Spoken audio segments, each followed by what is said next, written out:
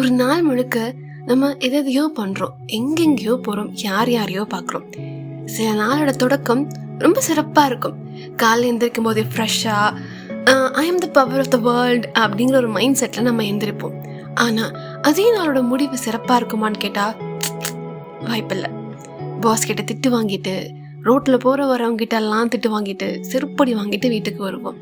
இதே இன்னும் சில நாள்லாம் பார்த்தீங்கன்னா, காலைல எந்திரிக்கும் போதே காண்டா இருக்கும். கரண்ட் இருக்காது, குளிக்க போனா தண்ணி வராது, அப்புறம் சாப்பாடு இருக்காது ஹாஸ்டல் மெஸ்ல.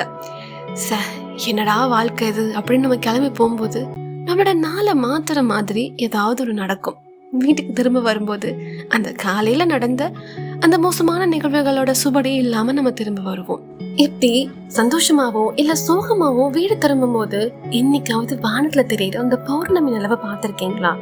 சோகமா இருக்கும் போது உங்க சோகம் அப்படியே காத்தோட கரைஞ்சு இந்த இயற்கையோட கலந்துற மாதிரி இருக்கும்.